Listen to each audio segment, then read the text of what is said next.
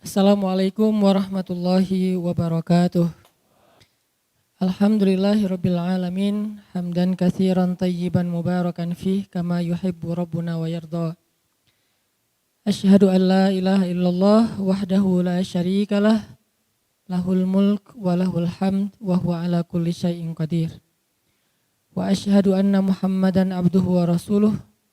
Allahumma salli wa sallim wa barik ala sayyidina wa habibina wa maulana Muhammadin wa ala alihi wa sahbihi wa man tabi'ahu ila yaumiddin, amma ba'. Para ustaz, para guru, para dosen, teman-teman sekalian, baik yang masih sendiri maupun yang udah berpasangan, mulai walaupun hujan di luar, mudah-mudahan Allah tetap memberikan kehangatan buat kita dan memberikan pahala lebih besar sesuai dengan jerih payah teman-teman yang tetap istiqomah, tetap bersabar untuk duduk dalam majelis ilmu walaupun hujan-hujanan. Mudah-mudahan pengorbanan teman-teman khususnya yang ada di luar akan Allah ganti dengan kemudahan-kemudahan nanti di akhirat. Terutama kemudahan untuk mendapatkan pasangan yang soleh-soleha. Beda aminnya. Teman-teman yang dirahmati Allah, malam ini saya pengen sharing tentang main dalam Al-Quran dan hadis. Boleh? Kalau biasanya dibahas tentang sholat, ibadah, zikir, sekarang main. Supaya kita punya modus. Kenapa main? Kata Ustaz Hanan ada ayatnya. Kok kamu senang main? Ada hadisnya. Nah, kita malam ini bakalan bahas. Kalau dalam bahasa ulama itu ar-riyadhah wal-la'ab fi as-sunnah an-nabawiyah. Olahraga dan main di dalam sunnah Nabi. Cuman kalau ngomong olahraga agak berat Jadi bukan berlatih kali ya, tapi bermain. Buat teman-teman yang anak skateboard pasti tahu lah.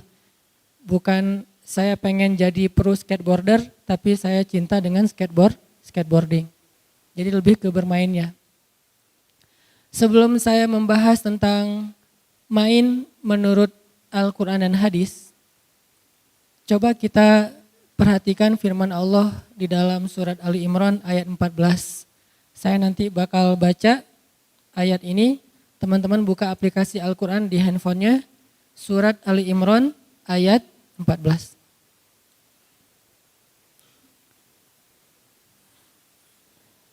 A'udzu billahi minasy syaithanir rajim.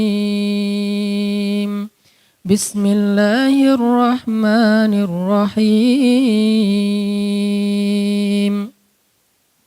Zuyyina lin-nasi hubbus syahawati minan nisa'i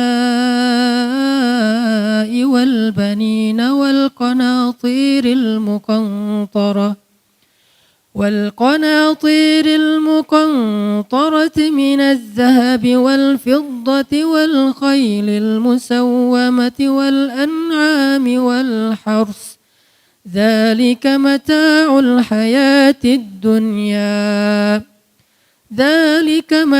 الحياة الدنيا والله عنده حسن المآب قل أنبئكم بخير من ذلكم للذين اتقوا عند ربهم جنات تجري من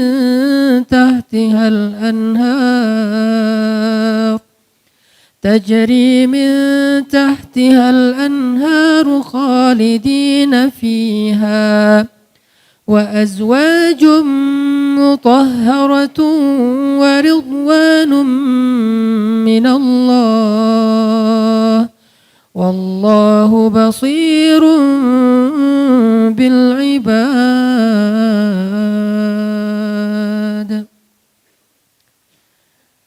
dijadikan terasa indah dalam pandangan manusia, cinta terhadap apa yang diinginkannya, berupa istri-istri, anak, harta benda yang bertumpuk dalam bentuk emas dan perak, kuda-kuda yang pilihan, hewan ternak, sawah dan ladang. Itulah kesenangan kehidupan di dunia, sedangkan di sisi Allah ada tempat kembali yang sangat baik. Katakanlah, maukah aku kabarkan kepada kalian apa yang lebih baik dari semua itu? Bagi orang-orang yang bertakwa, telah disediakan di sisi Tuhan mereka surga-surga yang mengalir di bawahnya sungai-sungai. Mereka kekal di dalamnya, dan pasangan-pasangan yang suci lagi bersih, serta ridho Allah, dan Allah maha melihat keadaan hamba-hambanya. Sadaqallahul azim.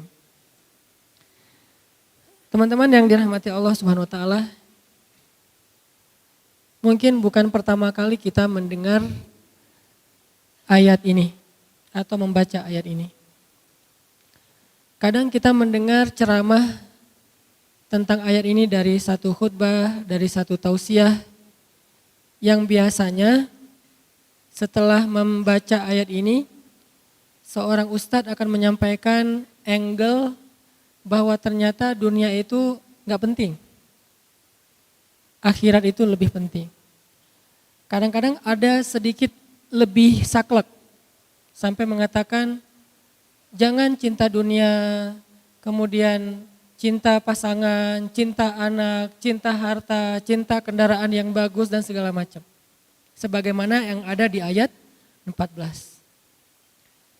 Tapi kalau kita mau membaca ayat ini dengan konsep perbandingan, karena saya terbiasa ketika belajar di Mesir itu dibangun pola pikir memperbandingkan satu teks dengan teks yang lain, supaya utuh pemahaman kita, ternyata enggak gitu-gitu amat.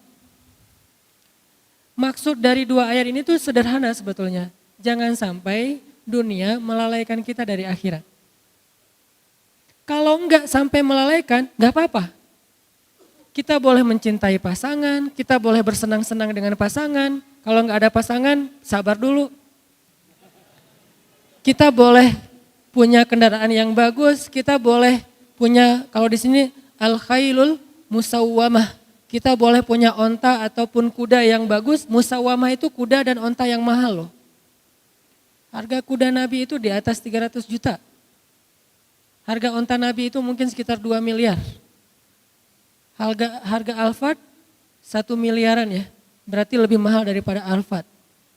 Boleh enggak kita misalnya bercita-cita pengen punya Alphard? Boleh.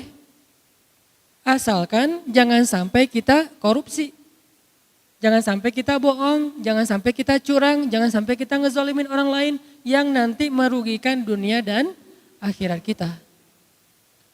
Boleh enggak kita berharap punya istri yang cantik? Saya belum jawab. Boleh enggak sih? Yang di atas pengen punya suami yang keren, boleh enggak?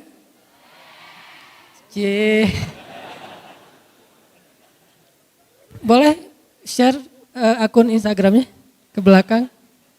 Diedit dulu tapi postingannya. Yang warnanya gelap diterangin ya. Kenapa boleh? Padahal di dalam ayat ini Allah mengatakan zuyyina linnas hubbus syahawati minan nisa. Dijadikan terasa indah di pandangan manusia itu syahwati minan nisa. Syahwat itu bukan cuma cinta ya, di sini bahasanya terjemahannya halus. Syahwat itu kebutuhan biologis. Sehingga ada yang ngomong gini nih, sering ada di komen, ada di statement di sosmed tuh gini. Nikah mah jangan karena hawa nafsu, tapi karena Allah. Sehingga kalau ada yang nanya ke saya, Ustadz tuh nikah nafsu gak sih? Nafsu saya bilang. Kalau gak nafsu gimana caranya? Wah Ustadz gak benar, berarti nikahnya gak ikhlas karena nafsu. Perhatikan firman Allah di surat Al-Mu'minun. Walladzina hum li furujihim hafidhun illa ala azwajihim. Orang yang menjaga, kemaluannya kecuali kepada istri-istri mereka. Oh kalau gitu nikah boleh dong karena hawa nafsu. Boleh banget, memang gitu. Bukankah makna litas kunu ilaiha yang kita singkat dengan istilah sakinah itu adalah laki-laki supaya merasa tentram kepada perempuan? Itu bahasa kiasan. Al-Quran itu punya gaya bahasa kiasan, punya gaya bahasa peribahasa Al-Quran itu ada. Salah satu peribahasa Al-Quran itu inna angkaral aswat la sautul hamir. Sesungguhnya seburuk-buruk suara itu suara keledai, itu peribahasa Al-Quran. Ada juga kiasan. Kiasannya apa? Yang tadi kiasannya litas kunu ilaiha supaya kalian merasa tentram kepada istri kalian. Maksud tentram di sini adalah bisa menyalurkan kebutuhan biologis dengan cara yang terhormat dan halal. Masa sih Ustadz? Nih dengerin hadis Nabi. Ada seorang sahabat nanya ke Nabi gini, ya Rasulullah, memangnya kalau seorang laki-laki menyalurkan kebutuhan biologisnya kepada perempuan istrinya, itu berpahala enggak sih Rasul? Syahwat kepada istri, pahala enggak sih Rasul? Nabi balik bertanya, kalau dia menyalurkannya kepada selain istrinya, dosa enggak? Dosa. Begitu juga kalau dia melakukannya kepada istri yang sah, maka dia menjadi pahala dan ibadah. Oh kalau gitu harus hawa nafsu? Iya. Walaupun itu bukan yang terpenting. Tapi Nabi meletakkan itu di awal. Ketika Nabi mengatakan pilihlah perempuan karena 4 hal. Yang paling depan apa? Fisik kan? Walaupun yang paling utama apa? Agama, iman. Tapi Nabi nggak meletakkan agama di depan padahal agama paling utama. Kenapa? Nabi itu kalau ngomong yang realistis. Walaupun punya idealisme. Ini lihat gaya bahasa Nabi ini. Kalau kita kan agama. Kata Nabi bukan. Fisik dulu, harta, keturunan, baru agama. Tapi kalau disuruh pilih, agama dulu. Tapi Nabi nyebutnya apa? Fisik dulu kan? Kan kita nggak tahu seseorang itu soleh atau enggak pas kita baru ketemu, baru lihat akunnya ketahuan soleh atau enggak ketahuan. Pasti yang pertama kita lihat hasil editan di ngedit semalaman. Wah, Korea banget nih. Korea yang dikasih hijab gitu ya. Boleh nggak kayak gitu? Boleh. Bukankah sahabat pernah mau menikahi seorang cewek, saking terjaganya dia nggak ngelihat calon istrinya. Nabi nanya, kamu udah ngelihat belum wajahnya? Belum ya Rasulullah. Kalau bahasa kita, enggak ya Rasulullah, saya menjaga pandangan. Kata Nabi, jangan gitu, lihat coba. Nabi kan orangnya realistis. Oh gitu ya Rasul, boleh saya lihat? Boleh. Akhirnya dia stalking. Bahasa sekarang stalking, bahasa hadisnya dia ngintip-ngintip. Kan stalking kan? Dia mengintip-ngintip dari kejauhan mana si cewek lagi keluar dari ruang kuliahnya. Oh itu, Masya Allah, Subhanallah. Saya pikir biasa-biasa aja, ternyata bidadari. Ini artinya dia stalking. Boleh nggak stalking? Boleh, selama postingannya masih aman. Begitu ada yang macam-macam, langsung unfollow. Di blok jangan, kasihan. Unfollow aja dan jangan unfollow terus ganti akun, lihat pakai akun yang baru, jangan. Biar nggak ketahuan, bikin 2 akun, 1 akun pencitraan, 1 lagi akun stalking.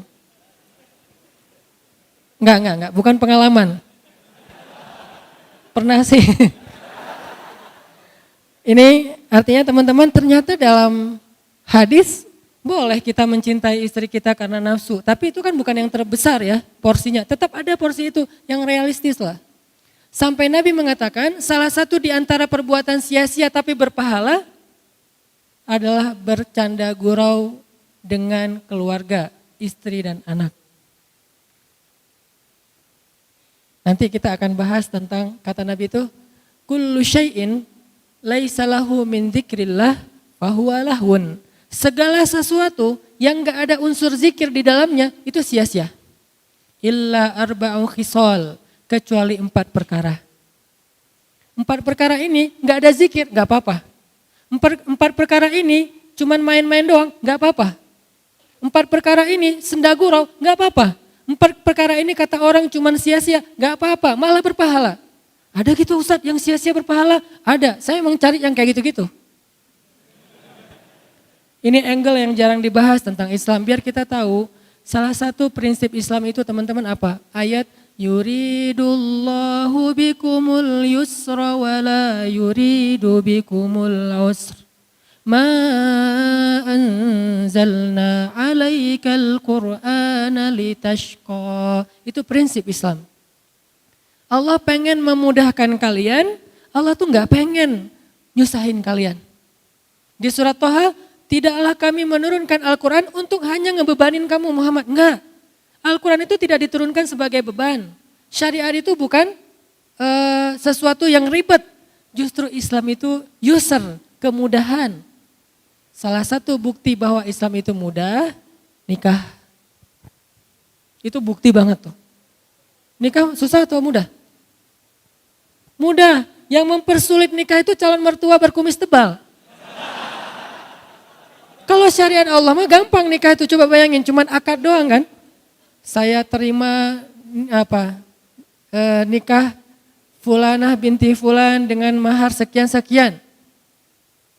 Kata saksi enggak sah, berarti yang mempersulit bukan Allah tapi saksi.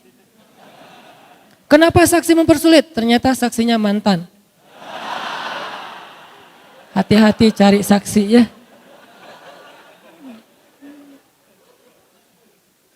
Udah akad benar? Enggak. Oh ulangi lagi. Sah saksi? Belum. Seharian gak bakalan sah kalau saksinya adalah bintang-bintang. Cari saksi itu yang netral.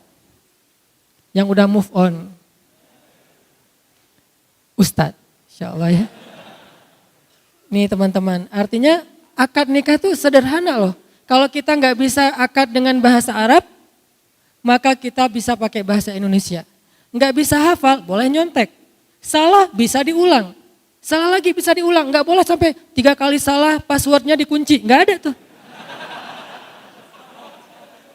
Kan kalau akun yang lain 3 kali salah masukin password enggak bisa lagi ya. Kita harus detect lagi tanggal lahir, nama ibu, permainan yang disukai waktu kecil, segala macam. Kalau lupa gimana? Itu sulitnya birokrasi manusia. Kalau Allah mah asik-asik aja. Salah, ya udah nggak apa-apa ulang. Seharian diulang Allah tungguin. Begitu benar sekali, sah, Allah bahagia. Malaikat bahagia, ngedoain kita tuh malaikat tuh. Sebetulnya nikah itu sederhana, cuman kayak gitu doang mengubah status orang yang tadinya sentuhan aja nggak boleh, sekarang sentuhan jadi berpahala. Tadi saling ngelihat tuh nggak boleh, sekarang ngelihat berpahala. Salah satu hobi saya di rumah tuh lihat-lihatan. Maaf ya. Saya tuh kalau di rumah gini aja. Masya Allah. Tuh, wah, saya di rumah alhamdulillah ya. Jarang sholat sunnah kecuali sholat sunnah yang muqayyad. Kalau mutlak itu jarang. Sholat sunnah mutlak itu kan bebas ya kapan aja ya. Itu jarang. Karena diganti dengan memandang wajah istri. 4 hal ya. Boleh walaupun sia-sia. Boleh tuh. Kullu syai'in laisa lahu min dzikrillah fahuwa lahun illa arba'u khisal. Segala sesuatu yang tidak ada zikir kepada Allah di dalamnya lahwun, sia-sia kecuali 4 perkara. 1, masyur rajul bainal ghardain. Bolak-baliknya seorang laki-laki di antara 2 spot. Apa maksudnya? Berburu. Kalau bahasa ulama memanah. Dari tempat dia memanah sampai target, terus nanti anak panahnya udah sampai di sana dia ambil, balik lagi, manah lagi, mungkin cuma 1 anak panahnya atau 2, balik lagi, manah lagi, bolak-baliknya sambil bercanda gurau, sambil ketawa-ketawa, itu adalah ibadah, bayangin. Cuman sebagian ulama menafsirkan hadis. Kalau dulu konteksnya memanah, kalau sekarang berburu. Intinya menembak kan? Bisa berburu pakai senapan angin, bisa berburu dengan senjata api, bisa juga latihannya yang kecil-kecil dulu, paintball, airsoft gun. Intinya belajar nembak. Dan itu walaupun ketawa, walaupun bercanda, berpahala, bayangin. Makanya saya bilang ada main juga dalam Islam, malah berpahala. Kalau niatnya apa? Karena Allah SWT. Tinggal niat doang yang dirubah. Oh saya pengen belajar nembak nih. Pakai apa? Senapan angin dulu deh. Kan olahraga nih. Nanti gede sebelah gitu. Udah Atau paintball yang standar-standar dengan niat ukhuwah, silaturahim, mendekatkan kesolidan organisasi. Sekalian belajar sabar, belajar teliti, nanti airsoft gun naik lagi jadi senjata api kalau legal. Ada apa mungkin organisasinya, berburu babi, berburu rusa segala macam. Itu bolak-balik antara satu tempat ke tempat yang lain malah berpahala. Bukan hanya itu, Nabi itu pernah jalan dengan Abu Bakar dan Umar bertiga. Kan ini segeng ya, soulmate banget nih bertiga. Karena Nabi itu ada sahabat, ada geng. Sahabat Nabi itu Muhajirin dan Ansor. Geng Nabi, Abu Bakar dan Umar, itu geng. Biasanya Nabi kalau pengen me time, gak ada yang boleh ketemu Nabi kecuali dua orang ini. Abu Bakar dan Umar, tambah Utsman satu lagi. Kayak saya pernah ceritakan, Nabi lagi me time di sebuah sumur, cuma pengen sendiri aja, terus suruh seorang sahabat jagain pintu sumur, gak boleh masuk. Tiba-tiba datang Abu Bakar, ribut, saya pengen ketemu Nabi, nggak boleh, kata Nabi nggak boleh, sekarang nggak ada waktu selfie. Terus kata Nabi, siapa itu ribut-ribut di depan? Kata sahabat yang jagain, itu ini Abu Bakar ya Rasulullah. Kata Rasulullah, izinkan dia masuk, dia itu ahli surga. Masuklah Abu Bakar, duduk di sebelah Nabi, menjulurkan kakinya ke sumur. Ini sebagai sebuah nubuwah, sebagai sebuah berita bahwa Abu Bakar nanti akan dimakamkan di sebelah Nabi. Terus datang lagi Umar. Saya pengen masuk, nggak boleh kata Nabi nggak boleh masuk. Tapi saya pengen masuk, saya satu geng sama Nabi, nggak boleh pokoknya. Apa itu rame-rame? Ini Umar ya Rasulullah, izinkan dia masuk, dia ahli surga. Masuk aja Umar, saya juga bilang apa, boleh masuk, masuk aja. Ini mah kalau kita ya. Masuk Umar, duduk di sebelah Abu Bakar. Nubuat bahwa Umar akan dimakamkan di sebelah Abu Bakar. Seperti itulah posisinya. Duduk di sumur gitu bertiga, ngobrol-ngobrol santai. Apa yang diobrolin? Gak tahu, pokoknya santai aja nih. Kalau kita mungkin lagi ngopi-ngopi gitu, wah ini bagus nih, sifon, ini apa 360 apa segala macam. Gak penting sih yang diomongin, lagian namanya juga lagi me time. Datang lagi yang ketiga, Utsman. Saya pengen masuk, gak boleh, saya pengen masuk gak boleh. Apa itu rame-rame di depan? Ini Utsman ya Rasulullah, izinkan Utsman masuk, sesungguhnya Utsman adalah sebaik-baik pemuda surga. Lebih daripada Abu Bakar dan Umar istilahnya, sebaik-baik pemuda surga. Masuk Utsman, tempat tadi udah penuh, akhirnya Utsman duduk di seberang. Itu menjadi nubuat, takwil bahwa Utsman akan dimakamkan di Baqi, tidak di sebelah Rasul Abu Bakar dan Umar. Ini banyak cerita-cerita kayak gini yang jarang kita bahas. Dan angle-nya apa? Oh ternyata Nabi juga ngegeng gitu ya. Karena yang nyambung kalau TikTok itu cuma mereka bertiga nih. Kalau yang lain diam dengerin aja, sami'na wa ata'na, Masya Allah, Masya Allah. Kalau ini enggak ya Rasulullah, gini. Suka berbeda pendapat dan itu seru. Makanya salah satu yang keren dari pernikahan itu kalau kita bisa chat sama istri kita tuh kadang-kadang rame, debat, tapi setelah itu pelukan, ya. Ini teman-teman, ternyata berburu itu sesuatu yang luar biasa di sisi Allah. Sampai ada hadis Nabi, nanti cek lagi deh. Nabi bilang gini, malaikat itu menyaksikan dua hal. Dua olahraga itu, dua permainan, malaikat menyaksikan. Satu, berburu, kedua lomba berkuda atau onta. Itu malaikat nonton loh. Bukan cuman malaikat diam, tapi nonton. Bayangin kalau nonton kira-kira kita gimana? Wah seru gitu kan? Malaikat yusyahid. Arti yusyahid, malaikat ikut nonton acara berburu sama balapan. Jadi kalau dulu konteksnya berkuda beronta, sekarang mungkin BMX, ngetrail, off-road, touring, itu malaikat nonton loh. Arti malaikat nonton, malaikat tuh senang dengan kegiatan-kegiatan kayak gitu. Kalau niatnya karena Allah. Yang dilarang apa menurut ayat 14 surat Ali Imran? Jangan sampai gara-gara itu telat sholat. Itu doang masalahnya. Makanya saya sering bilang, fun itu gak harus nambah dosa. Tetap bisa fun kok. Kita bisa asik, bisa seru tanpa harus nambah dosa. Karena Islam itu luas banget. Sampai kita balapan aja selama gak melanggar lalu lintas, malaikat nyaksiin. Kita berburu, malaikat ikut nonton. Mana malaikat ikut nonton? Makanya Nabi pernah jalan bertiga nih. Rasul, Abu Bakar, Umar jalan bertiga. Lewat orang yang lagi mana? Terus ada satu laki-laki pas mau manah gitu dia bersumpah. Demi Allah ini akan kena sasaran. Kan orang Arab kalau ngomong tuh suka wallahi ya. Wallahi ini akan kena sasaran. Wallahi ini akan kena sasaran. Ternyata meleset. Kata Abu Bakar, dia sih sumpah. Berarti gak kena sasaran tuh berarti dia harus bayar kifarat sumpah. Kata Nabi, sumpah dalam masalah memanah maka itu dimaafkan. Sampai segitunya sahabat saking seriusnya pengen kena sasaran tuh dapat poin yang paling gede di tengah, Dia sampai sumpah, demi Allah ini kena nih.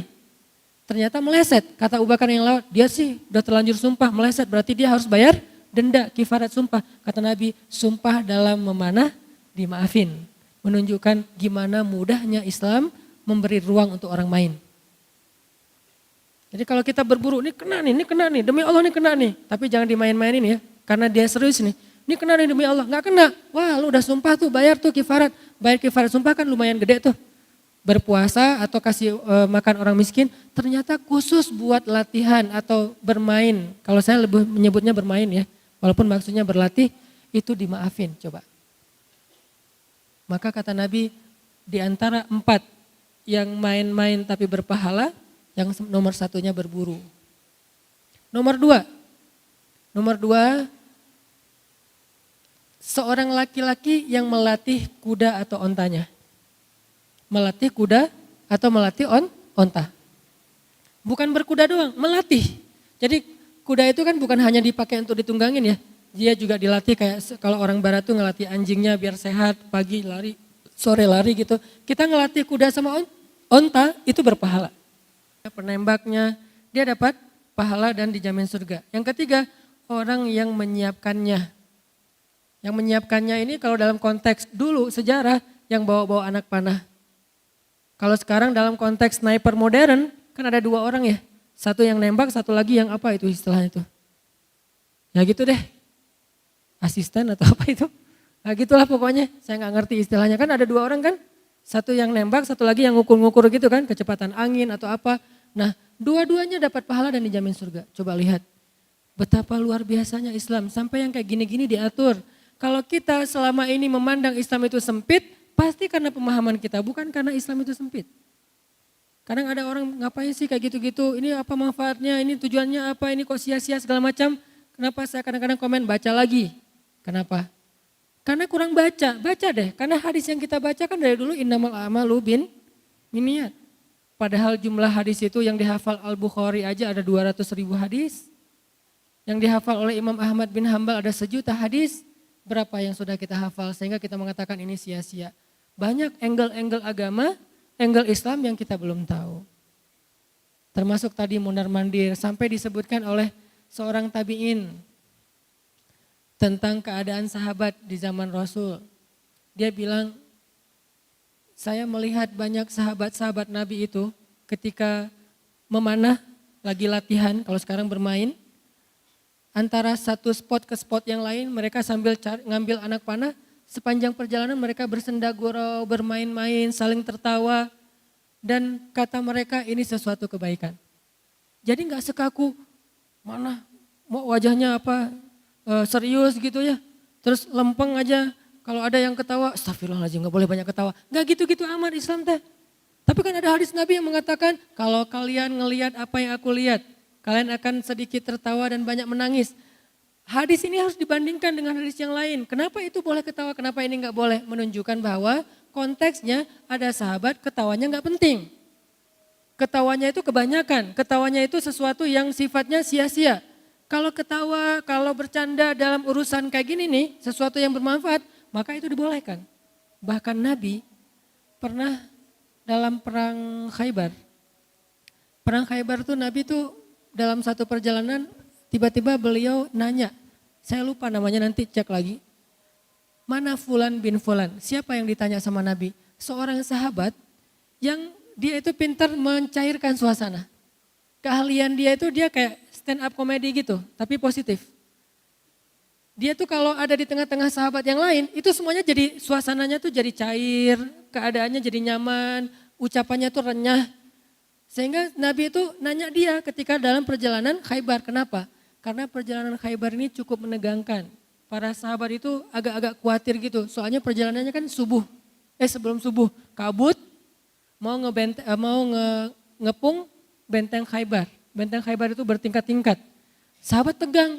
Dalam kondisi kayak gitu Nabi nanya, mana Fulan bin Fulan?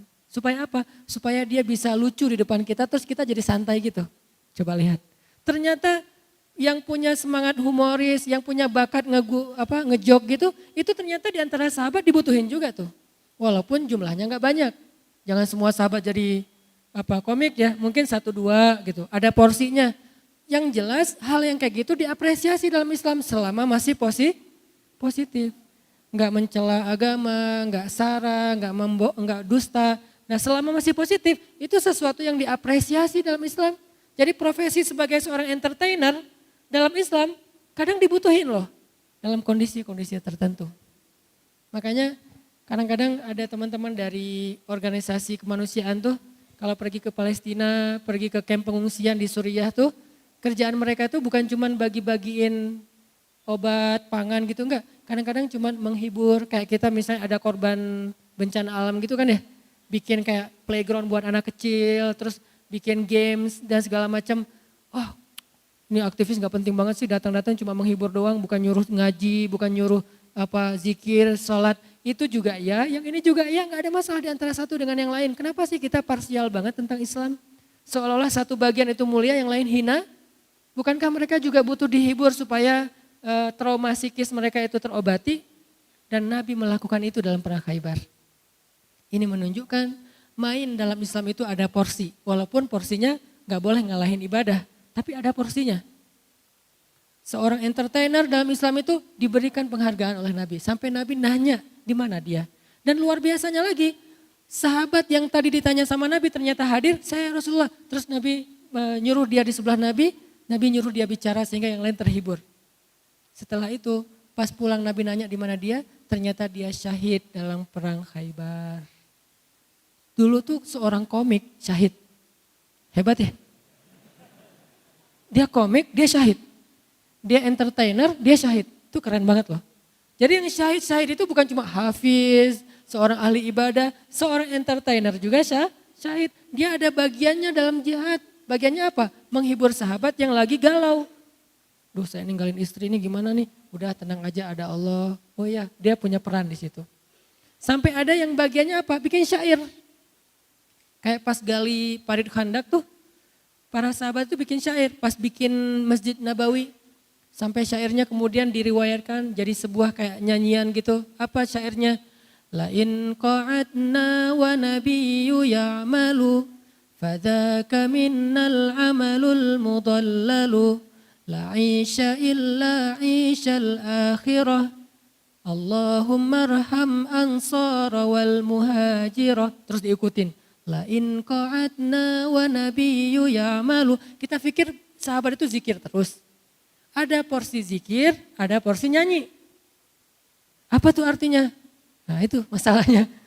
Lain qa'adna wa nabiyyu ya'malu. Kalau kita duduk-duduk aja sedangkan Nabi kerja, malu dong. Itu maksudnya. Nyindir sahabat yang tadi udah capek, duduk. Nabi udah capek gak duduk.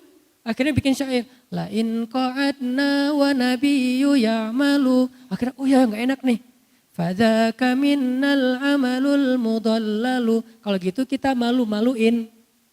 Itu syairnya. La 'isha illa 'ishal akhirah. Enggak ada kehidupan yang lebih bahagia daripada kehidupan di akhirat. Allahumma arham ansara wal muhajirah. Ya Allah rahmatilah kaum ansar dan muhajirin. Lihat kehidupan para sahabat. Apakah selalu, nih kita nggak boleh banyak bercanda nih, kita angkat aja batu. Nggak gitu-gitu amat. Ada waktunya bercanda, ada waktunya bersyair, ada waktunya bernyanyi. Bahkan Nabi kadang-kadang nonton loh. Ini bukan saya bilang boleh ke nonton sembarangan ya. Maksudnya Nabi itu nonton dan nontonnya sama istri lah gitu. Jadi kalau Ustadz nonton nggak? Nonton. AAC2C. Maaf ya, nggak di endorse. Nontonnya sama siapa? Sama istri. Velvet pula misalnya kalau ada ya berdua gitu. Paling gak enak tuh nonton sendiri loh. Sebelah berpasangan. Kan gak enak banget tuh. Ngelihat, lama-lama jadi wasit. Up, stop. Nabi itu nonton, nanti ada hadis khusus bab itu. Intinya adalah kehidupan Nabi dan sahabat itu sangat proporsional. Malam mereka menjadi rahib, ibadahnya tuh sampai air mata membasahi jenggotnya. Siang mereka menjadi fursan, kesatria, menunggangi kuda. Dan dalam kondisi-kondisi tertentu mereka bercanda dan bermain-main. Makanya terjemahan dari ayat 14 surat Ali Imran gak boleh parsial. Jangan main-main, jangan bercanda, gak boleh sibuk dengan istri, gak boleh sibuk dengan anak, gak boleh sibuk dengan kendaraan. Gak gitu, maksud Allah kita boleh menjadikan semua itu sebagai mata'ul hayati dunia, kesenangan dunia, tapi jangan lupa akhirat itu lebih keren loh.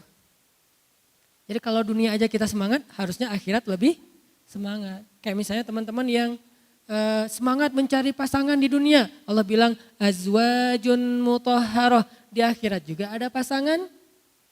Yang saya sering bilang di akhirat, di surga itu enggak ada lagi jomblo. Jadi enggak ada yang duduk sendiri, ngahuleng, sedih gitu. Lo kenapa? Gua ditikung. Enggak ada tuh. Di akhirat tuh enggak ada yang kayak gitu-gituan. Semuanya sudah ridho. Mutmainnah, radiyatan, mardiyah. Dalam keadaan ridho dan diridhoi oleh Allah Subhanahu wa taala. Pasangannya siapa? Yang kita sebut bidadari itu istilah bahasa Indonesia kan? Bahasa Arabnya apa? Azwaj, pasangan bukan bidadari. Siapa azwaj? Itu tuh yang di atas-atas tuh. Yang solehah ya. Masya Allah. Makmum yang taat sama suami, salat tahajud berdua, suaminya waladhdallin, dia belakang amin. Jadi gak konsen salatnya gitu kan ya. Itu tuh pasangan surga kita. Coba kalau sholat sendiri, waladhdallin, hening, gak ada yang aminin.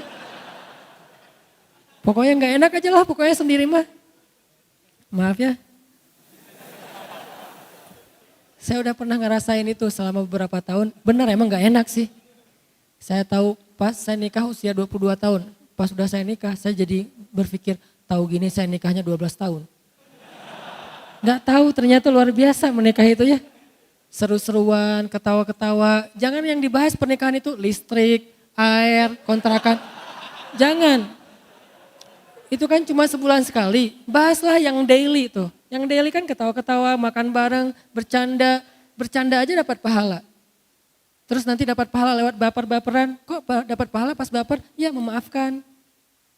Kayak Nabi itu istrinya lagi baper dibikin ketawa. Kita istri lagi ketawa dibikin bete. Kebalikan. Orang ada yang lagi ketawa dibikin bete. Kenapa? Istri orang. Bahaya. Nah jadi yang pertama adalah berburu. Bisa manah, bisa nembak. Ini lebih ke tafsir sebagian ulama ya. Karena ulama itu ada dua model teman-teman. Biar kita gak kaku nih. Ada ulama yang memahami Al-Quran dan hadis itu tekstual. Gimana teks aja deh. Kalau kuda ya kuda, kalau panah ya panah, gak mau geser. Ini ada ulama yang kayak gini nih. Ada ulama kontekstual. Kalau dulu kuda, sekarang skateboard, BMX, ngetrail, moge, Vespa, kontekstual. Konteks dulu tuh kuda sama onta, konteks sekarang skuter, Vespa, naik Harley misalnya, konteks. Dan ini disebut dengan maqasidus syariah. Apa sih maksud dari syariat? Mesir cenderungnya ke yang kedua nih, modelnya tuh kontekstual, pola pikirnya. Madinah cenderungnya yang pertama, dua-duanya baik. Gak usah saling menyalahkan, terserah kita mana yang paling nyaman kan. Karena saya dulu belajar di Mesir dibiasakan berpikir dengan persepsi kontekstual, maka kita membiasakan untuk memahami teks supaya bisa relevan dengan konteks kekinian. Modal berpikir ala Mesir. Tapi kan hadisnya, dan bukan terjadi di Mesir Madinah doang teman-teman. Di zaman sahabat udah ada pola pikir kayak gitu. Ada sahabat yang tekstual, ada sahabat yang kontekstual. Kayak pas Nabi bilang habis perang perang Khandak, Nabi bilang, ayo kita kepung benteng Bani Quraidah. Jangan sholat asar kecuali di Bani Quraidah. Nih kalimatnya, jangan sholat asar kecuali di Bani Quraidah. Akhirnya sahabat beres perang Khandak, berangkat ke Bani Quraidah. Siapa tuh Bani Quraidah? Orang Yahudi yang berkhianat. Mereka lah yang mengompori orang kafir Quraisy untuk nyerang Madinah. Pengkhianat nih, udah ada perjanjian damai ternyata mereka ingkari. Mereka langgar. Nabi nyuruh kepung Bani Quraidah supaya mereka mau memperbaiki diri. Jangan sholat asar kecuali di Bani Quraidah. Berangkat sahabat. Di tengah jalan, masuk waktu asar. Terjadi perbedaan pendapat. Sebagian bilang, kita sholat dulu yuk. Soalnya ini udah asar nih, daripada ntar sampai maghrib. Kata yang lain, enggak bisa, kan kata Nabi jangan sholat asar sampai ke Bani Quraidah. Kata yang pertama, enggak gitu maksud Nabi. Maksud Nabi buruan berangkat, mudah-mudahan keburu asar di sana. Tapi kalau enggak keburu ya udah asar aja dulu. Kata yang kedua, enggak gitu, pokoknya gimana teks aja. terjadilah perbedaan pendapat sahabat. Sebagian sholat asar dulu baru lanjut perjalanan, sebagian langsung lanjut perjalanan. Pokoknya meeting pointnya di Bani Quraidah itu aja. Dari sana akhirnya terbelahlah pendapat ulama secara umum menjadi dua model berpikir. Satu kontekstual, satu lagi tekstual. Dua-duanya baik dan kita harusnya husnuzon kepada dua-duanya. Kalau kepada yang tekstual, husnuzonnya apa? Mereka tuh hati-hati banget takut salah. Keren kan? Kalau yang kontekstual, husnuzonnya apa? Mereka itu ingin Islam itu selalu relevan dan memberi solusi setiap zaman. Itu juga baik. Sehingga nggak ada di antara sesama muslim saling menyalahkan. Karena dua-duanya berawal dari konsep berpikirnya para sahabat. Termasuk yang tadi. Kalau yang tadi istilahnya memanah, menurut ulama tekstual, ya udah memanah aja. Sehingga kita sampai sekarang belajar mana, walaupun zamannya mungkin memanah udah jarang kepake ya, lebih banyak kepake senjata api. Bagi ulama kontekstual bukan memanah, manah boleh, pakai senjata api boleh, belajarnya pakai paintball dulu, airsoft kan juga boleh, kontekstual, dua-duanya boleh. Saya cenderung kepada yang kedua, kontekstual. Tapi saya respect sama yang pertama. Tapi menurut saya yang kedua lebih tepat. Yang pertama mungkin dengan pemahaman yang berbeda. Ini maksudnya. Terus yang kedua kata Nabi, main-main tapi berpahala apa? Walaupun gak ada zikrullah tadi, melatih kuda. Bagi ulama tekstual, kuda ya udah kuda aja, jangan ditafsir-tafsirin. Bagi ulama kontekstual, dulu kuda dan onta sekarang menjadi kendaraan. Bisa mobil, bisa motor, bisa trail, bisa Vespa, bahkan bisa BMX dengan niatnya untuk kebaikan. Bayangin kita main BMX misalnya untuk supaya selalu fit, olahraga, badannya kebentuk, itu kan kebaikan kan? Karena mukmin yang kuat lebih disukai Allah daripada mukmin yang lemah, walaupun dua-duanya baik kata Nabi.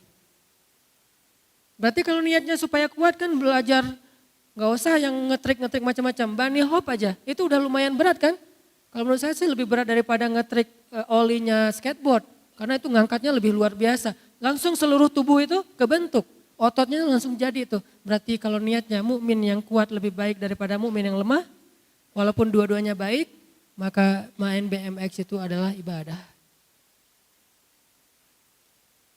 Hidup anak BMX ya.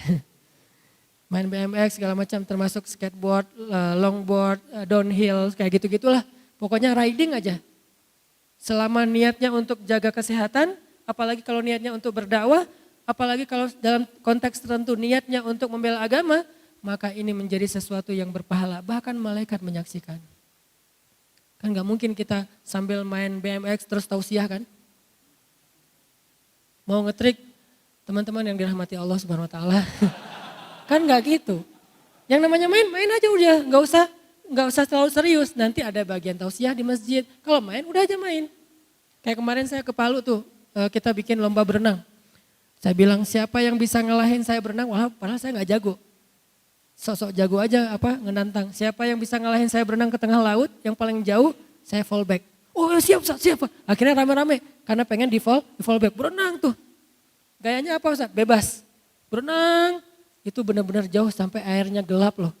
Dan saya tuh dalam hati saya cuma apa? Pokoknya saya gak mau following. Itu doang yang saya pikirin. Jadi motivasi saya gak mau fallback.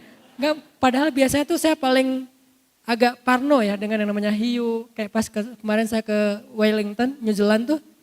Tadinya saya pengen pedal-pedal doang, pencitraan ordai gitu kan. Pedal-pedal doang di pinggir-pinggir gitu sambil mancing. Tapi tiba-tiba lagi jalan ngelihat orca. Killer whale ya. Paus pembunuh, itu paus pembunuh pasangan lagi tuh, bikin baper banget itu mah. Killer whale berdua, itu lagi kayak jalan-jalan gitu, kayak window shopping gitu dia. Killer whale lagi window shopping di pinggir pantai.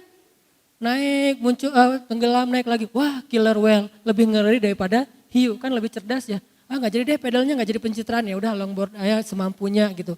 Artinya saya tuh paling parno, tapi gara-gara gak pengen nge-follow, saya maksain. Sampai saya buka mata, wah udah gelap gini, terus aja pokoknya jangan sampai saya follow lebih dari satu. Pas sudah sisa satu, udah deh cukup satu aja. Alhamdulillah ada yang berenangnya tuh hampir 500 meter, jauh banget ke tengah laut. Nah ini kan main-main ya, nggak mungkin Masya Allah, Subhanallah, Astagfirullahaladzim. Kan nggak gitu kan. Karena bab zikir ada bab zikir, bab berenang, dan itu bercanda. Wah kalah Ustaz, ada segala macam. Ustaz nggak boleh naik, kan kita udah jauh. Akhirnya nggak bisa balik lagi ke perahu, nggak kuat lagi. Minta dijemput, yang di perahu usil. Ustaz nggak boleh naik ke perahu sebelum fallback kita. Wah Ustaz dikerjain. Ya udah deh saya fallback. Ya Ustaz naik. Sehari aja ya. Tahu gitu nggak jadi naik tadi. Bercanda kan. Nah bercanda dalam konteks kayak gitu adalah sesuatu yang diperbolehkan. Seru kan? Main-main. Makanya saya punya tagline. Banyak main, banyak manfaat. Itu bukan asal ngomong. Ada maunya. Ya. Ada maksudnya. Jadi bukan sekedar, Ustaz kok banyak main bukannya banyak selawat. Selawat mah gak usah diomong-omongin. Ustaz kok banyak main bukannya banyak tilawah. Tilawah mah mudah-mudahan. Masa saya mau bilang, saya banyak loh tilawah. Kan kegeeran banget ya. Agak-agak norak gitu kan. Karena ada yang lebih banyak tilawahnya. Guru saya tuh anggota dewan. Tingkat provinsi gitu. Kan sibuk banget. Tapi sehari tilawah beliau 15 juz. Itu bukan orang yang nganggur loh ya. Anggota dewan tingkat provinsi yang sibuk banget, sehari murojaah hafalan beliau hafiz, sehari murojaah hafalannya tuh 15 juz. Masa saya mau bilang banyak tilawah sementara saya cuma sejuz, itu juga kadang-kadang absen gitu.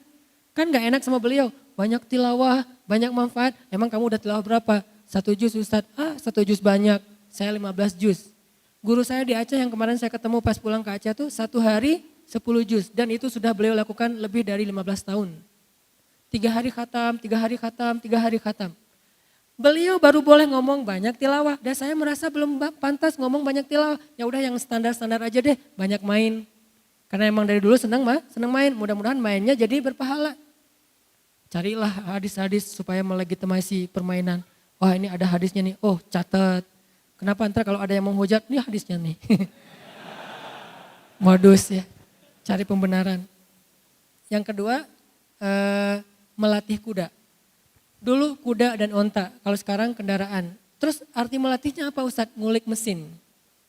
Menurut sebagian ulama itu mengulik mesin, anak Vespa gitu kan ya. Ngulik-ngulik mesin, kan itu lumayan ngabisin waktu kan ya. Selama nggak telat sholat, selama nggak sampai sia-sia, itu keahlian yang penting loh. Karena salah satu ciri cowok keren itu, kalau mobil atau motornya mogok itu beneran sendiri, bukan manggil montir. Mogok tengah jalan, lu datang ke sini derek, itu kurang keren. Lebih keren lagi dia ngulik sendiri tuh. Dan dia akan terbentuk juga kan fisiknya ngulik-ngulik kayak gitu. Apalagi kalau turun mesin sendiri. Lumayan. Jadi salah satu keahlian cowok yang harusnya saya belum punya nih. Saya pengen belajar. Yang harusnya punya keahlian MacGyver lah pokoknya. Yang kayak gitu-gitu bisa bikin apa. Saya punya teman dia soleh banget. Malam ahli tahajud. Siangnya itu dia bisa ngapa-ngapain aja. Listrik saya rusak dia benerin. Mesin cuci rusak dia benerin. Pokoknya tuh bener-bener teknisi banget. Nah ini keren nih. Dan Nabi menganjurkan kita jadi kayak gitu. Cowok tuh belajar mesin deh. Semampunya aja.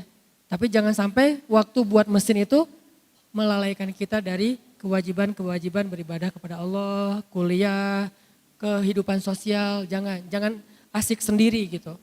Tapi tetap itu kebaikan. Ngulik mesin. Tetap kuda dan onta itu memang sesuatu yang istimewa. Cuman kalau nggak punya kuda, nggak punya onta, masa mau ngelatih kucing kan agak-agak aneh ya. Ya udah mesin aja gitu. Ngapain lo ngelatih kucing? Emangnya kenapa? Ini sunnah, nggak ada onta, nggak ada kuda, kucing aja deh, enggak. Mesin kalau sekarang. Itu yang kedua ya. Yang ketiga, nah ini yang seru nih. Main-main, senda gurau, sia-sia, tapi berpahala apa? Bermain-main dengan istri dan anak-anaknya. Ini salah satu hadis yang saya paling suka nih. Ini demen banget saya sama hadis ini nih. Makanya hadis ini tuh hadis favorit. Kalau ditanya Ustadz hadis favoritnya apa? Hadis tentang 4 permainan yang berpahala. Terutama nomor 3, main-main sama istri dan anak. Boleh gitu Ustadz? Boleh banget lah. Orang Nabi itu suka main-main sama istrinya.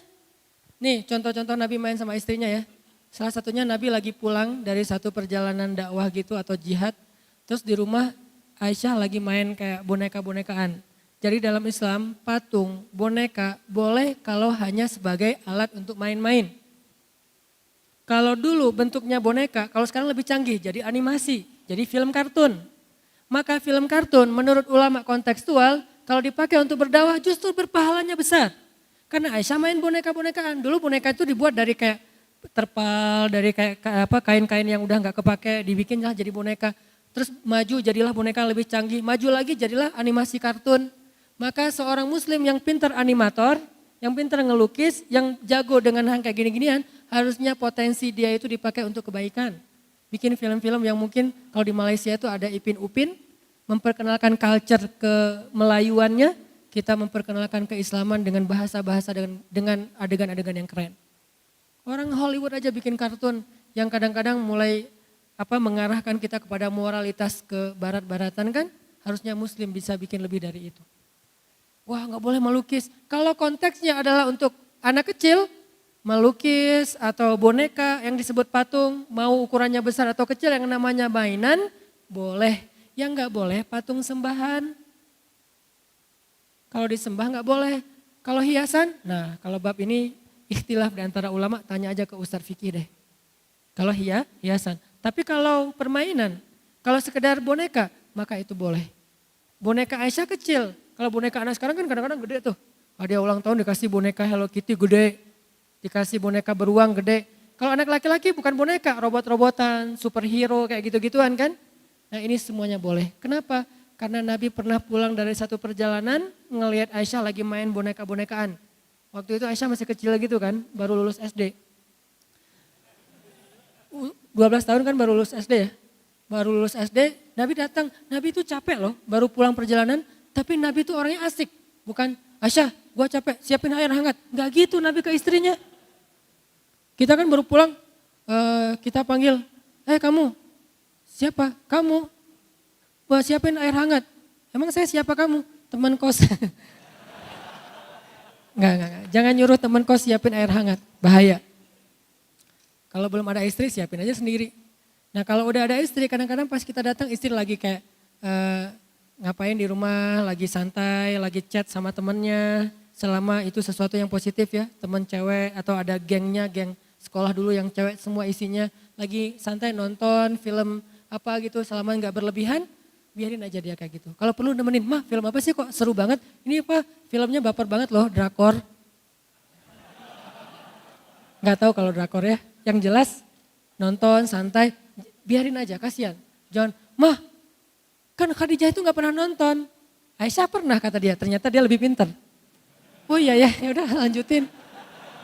Kan jadi garing gitu kan ya, makanya jangan menjudge istri dulu kalau kurang hadis, kurang dalil. Karena ibu-ibu itu lebih rajin taklim daripada bapak-bapak. Kita pakai dalil 1, dia pakai dalil 10. Jadi Nabi baru datang, Aisyah lagi main-main kayak gitu, lihat Nabi itu orang yang asik. Langsung Nabi duduk bersama Aisyah nanya, Aisyah ini lagi ngapain? Ini nih lagi main, ini Sulaiman, ini iblis, kemudian ini siapa, ini Daud, ini Goliat. Oh gitu, ya udah saya jadi gini, perang gitu sama Aisyah. Terus kayak anak sekarang tuh kayak Barbie-Barbian, main masak-masakan, princess-princessan gitu kan. Aisyah melakukan itu. Dan Nabi duduk bersama Aisyah, meladeni Aisyah main, sehingga Aisyah udah beres, baru Nabi mulai melakukan kegiatan-kegiatan yang serius di rumahnya. Mungkin cuci piring atau apa. Enggak ada Nabi datang-datang marah-marah ke istrinya, kamu nih rumah belum beres, suami pulang masa belum disiapin apa-apa. Kan suami itu udah capek berjihad dan segala macam. Enggak, justru kita yang pakai dalil itu, Nabi aja gak pernah pakai dalil itu. Ini menunjukkan bahwa main dengan pasangan itu sesuatu yang luar biasa. 1, Nabi main sama Aisyah. Yang mana lagi yang Nabi main sama Aisyah yang lain? Nabi itu pernah treadmill sama Aisyah. Treadmill Ustaz? Ya. Cuman treadmillnya enggak pakai alat treadmill, lari di padang pasir. Kapan? 2 kali lagi tuh. 2 kali bukan berarti Ustaz, Dek atau yang, yuk kita treadmill. Kan udah 2 kali Kang. Oh iya ya, sunnahnya cuma 2 kali, nggak boleh lebih. Nggak gitu maksud Nabi. Kalau Nabi 2 kali bukan berarti kita cuma boleh treadmill seumur hidup 2 kali. Kan Nabi treadmill seumur hidup cuma 2 kali. Bukan angkanya bahwa Nabi melakukan berulang-ulang. Kapan Nabi treadmill? Nih hebatnya Nabi. Treadmillnya lagi jihad. Bukan lagi normal di rumah. Itulah kenapa saya kalau dakwah keluar kota selalu menyisakan 1 hari buat main aja. Saya nggak mau cuma ceramah aja. Kalau dengan ada panitia, Ustadz ke misalnya kayak kemarin misalnya ke Medan atau ke Aceh atau ke Palu atau kemana lah ya. Ustaz ke Jepang misalnya. Oh boleh, gimana itinerary-nya? Ceramah.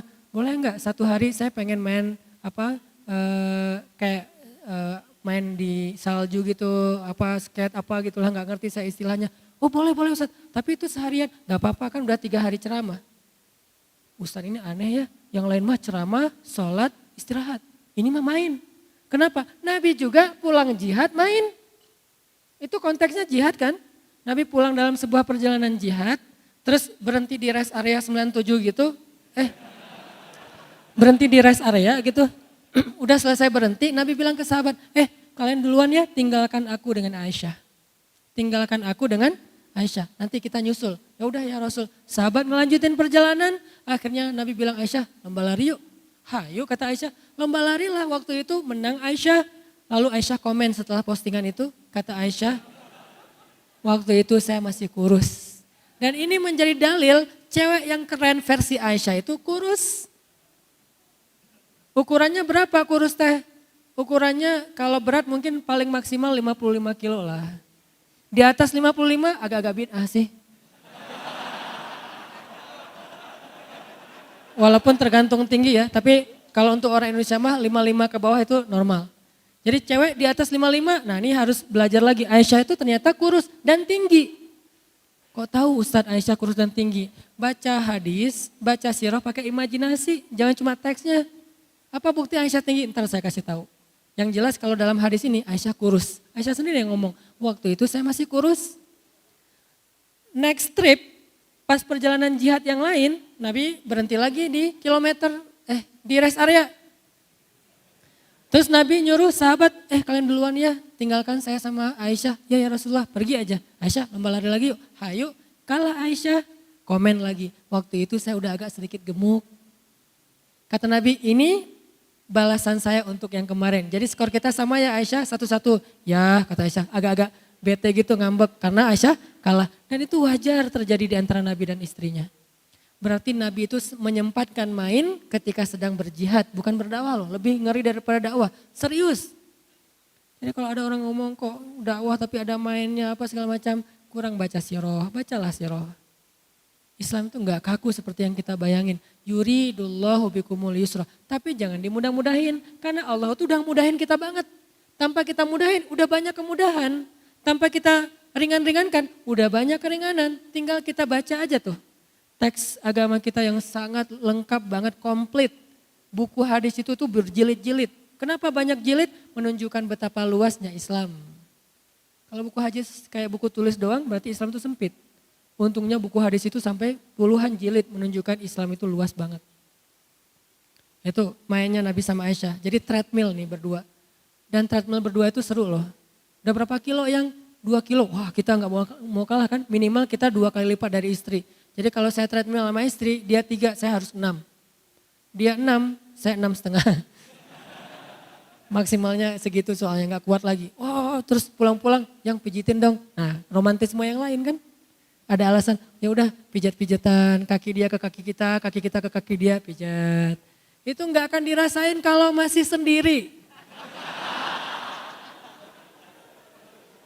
Banyak kebaikan yang kita lewatkan gara-gara kita masih istiqomah menjom. Banyak banget kebaikan yang kita lewatkan. Itu Nabi main sama Aisyah. Terus hadis yang lain, Nabi nonton sama Aisyah. Bahkan Nabi pernah membiarkan Aisyah bernyanyi dengan teman-temannya. Jadi suatu hari Nabi baru pulang juga capek ke rumah. Waktu itu Aisyah bersama beberapa orang cewek ABG gitu lagi nyanyi di rumah pakai alat musik. Cuman gak disebutin alat musiknya apa. Lagi nyanyi bareng. Nabi datang duduk di sofa Arab tuh kan di bawah gitu kan. Nabi duduk menikmati mereka lagi nyanyi. Nyanyinya yang positif tapi.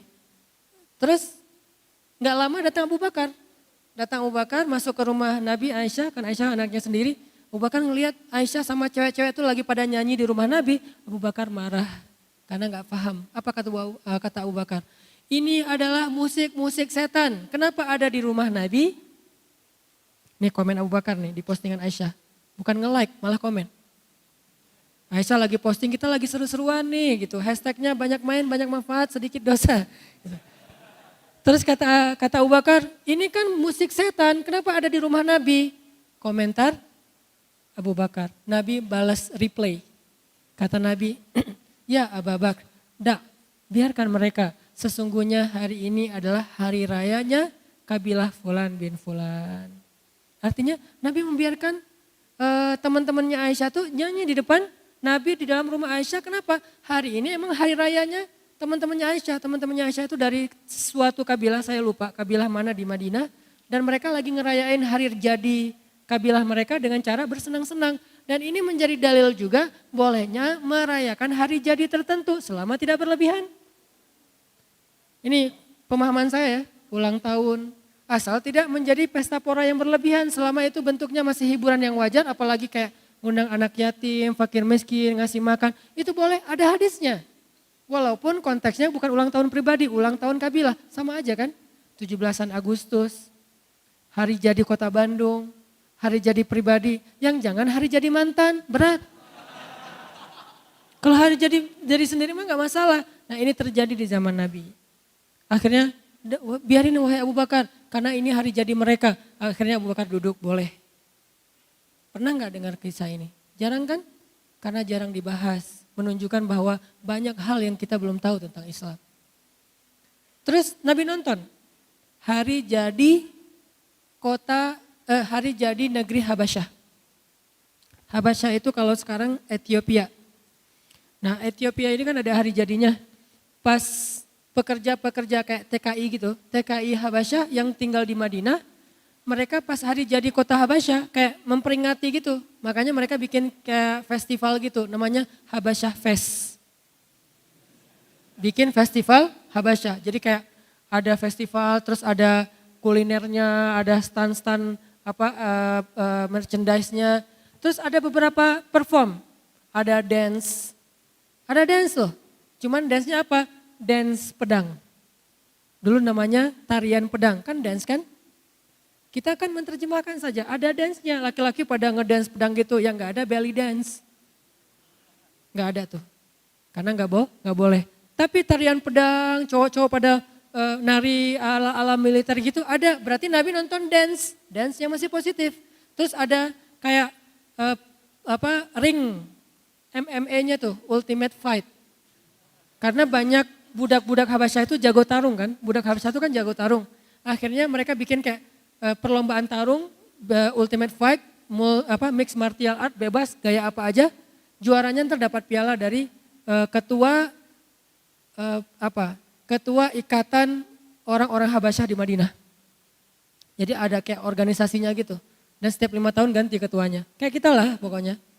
Akhirnya mereka bikin gulat, tarung gitu. Dan Nabi nonton.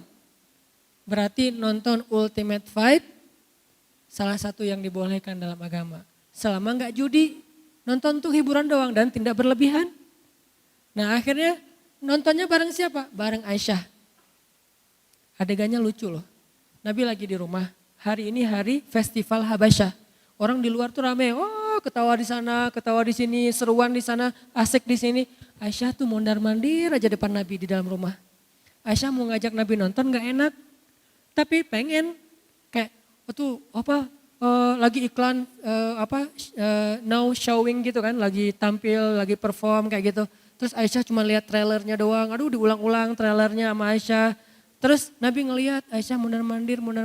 Nabi itu kan orangnya pengertian ya, empati banget. Nabi bilang, Aisyah, aturiduna an tanzurin, dengan lembut.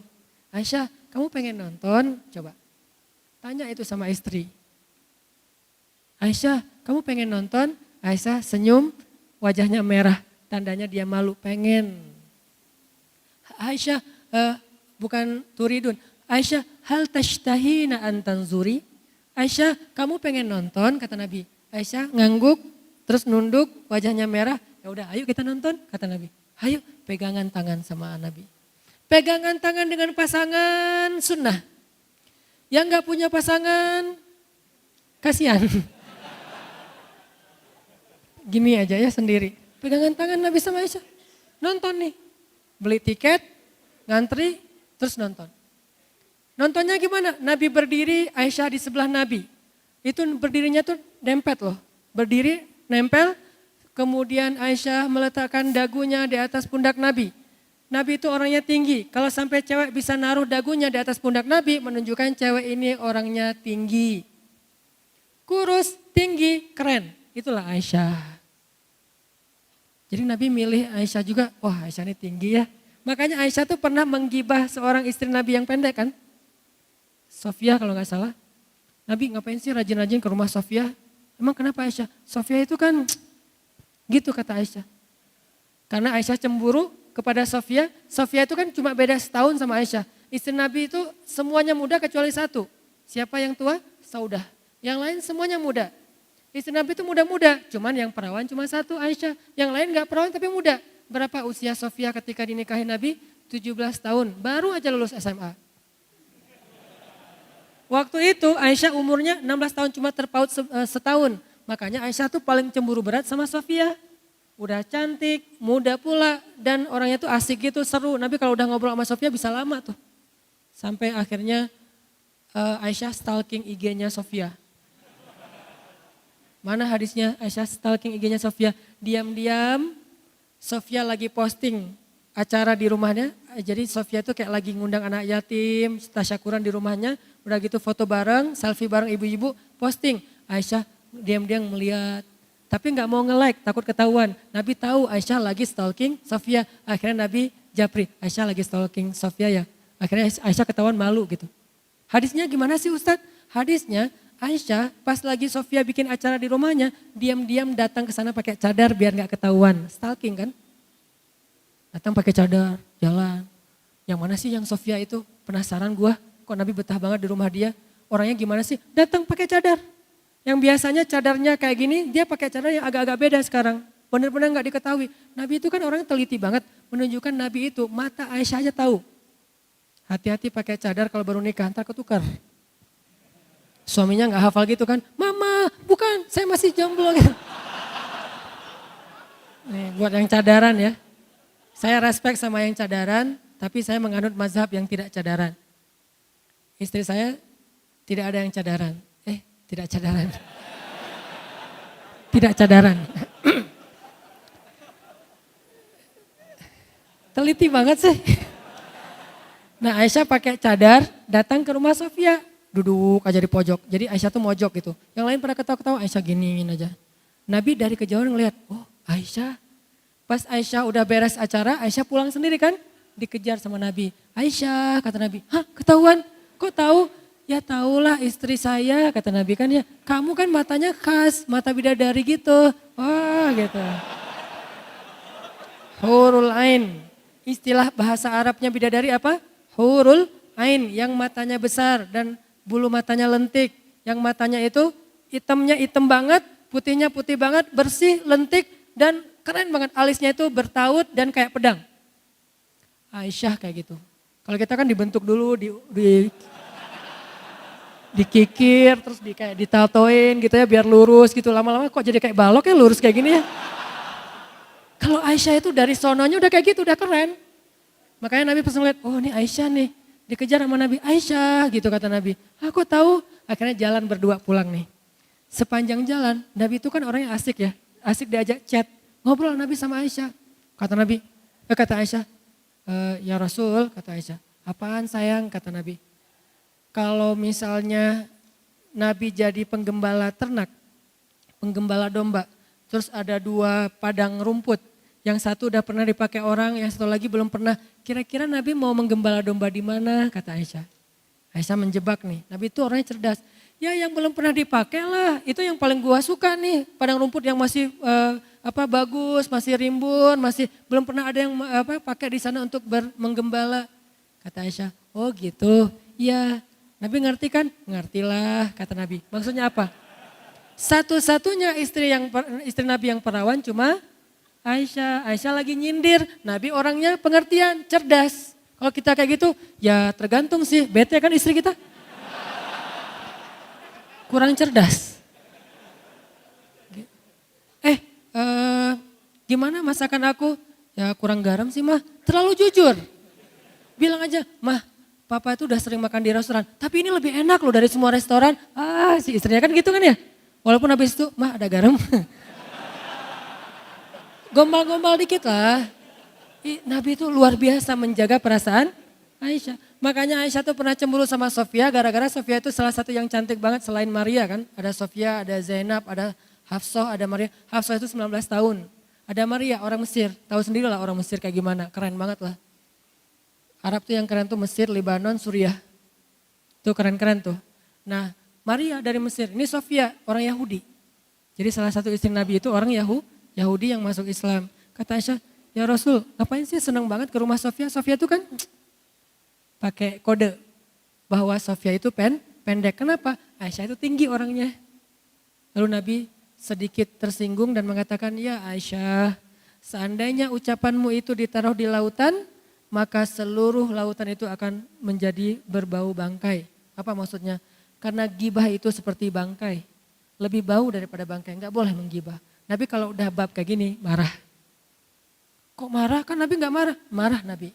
Nabi pernah marah dan menasihati Aisyah. Gara-gara apa? Gara-gara Aisyah menggibah Sofia. Tapi di sisi lain, di sini menjadi dalil Aisyah itu orangnya emang tinggi. Makanya pas Aisyah berdiri di sebelah Nabi, meletakkan dagunya di atas pundak Nabi, berdirinya nempel gitu, nontonnya tuh begini, nonton tuh berdua. Nonton apa? Nonton dance, nonton apa lagi Ultimate Fight. Terus Nabi seru gitu, pas udah lama nonton Nabi ngelirik ke Aisyah, hampir aja hidung Nabi kena hidung Aisyah gitu kan, sama-sama mancung tuh. Imajinasikan siroh. Nabi kan mancung, Aisyah mancung. Aisyah, udahan? Kata Aisyah. Coba.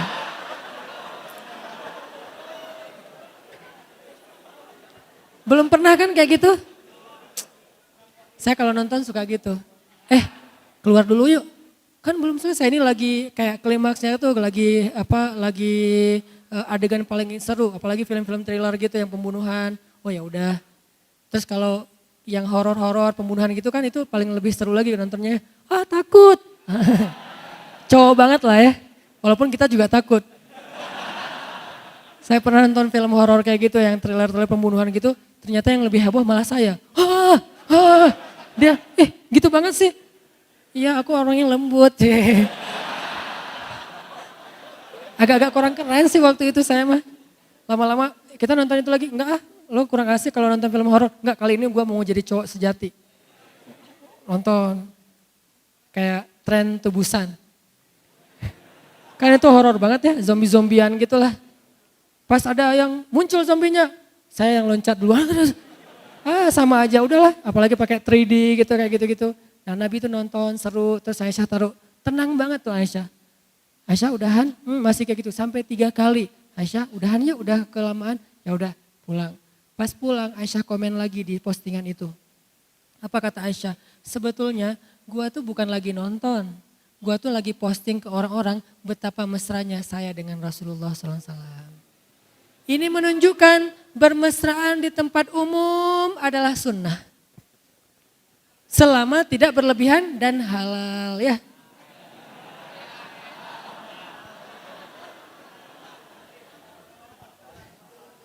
Coba lihat Islam ternyata ada yang kayak gini-gini juga tuh. Belum lagi nanti hadis-hadis tentang Nabi dan Aisyah yang lain tuh banyak banget loh. Yang ketiga ya. Yang keempat apa? As-sibahah, berenang. Berenang kalau secara tekstual ya udah berenang aja. Kalau saya melihatnya secara kontekstual, dulu namanya berenang, sekarang bisa free dive, bisa diving, bisa snorkeling, bisa cliff dive, loncat dari tebing gitu kan. Apalagi kalau habis diputusin tuh pas banget tuh.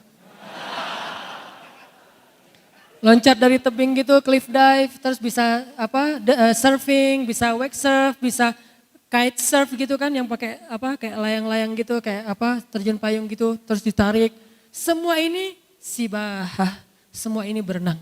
Tergantung kita mau yang mana yang kita senang. Ada yang senangnya cuma snorkeling doang kayak ke Lombok, ke Raja Ampat. Itu juga bagian dari sunnah Nabi. Ada yang senangnya free dive, nyelam gitu, gak muncul-muncul lagi. Kenapa?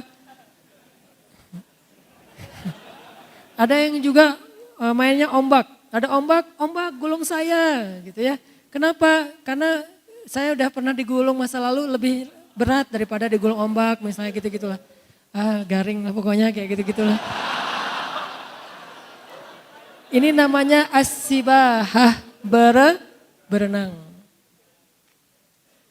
Semua itu kebaikan teman-teman. Dan kan gak mungkin juga kita lagi pedal gitu kan, ngejar-ngejar ombak, terus ombak datang, kita kayak take off, terus kita riding gitu, terus kayak snap gitu. Sambil kayak gitu kita kemudian kita sesama teman lagi longboarding gitu kan, berdua jalan, terus ke nosnya ke depan, sambil sesungguhnya kan gak gitu kan.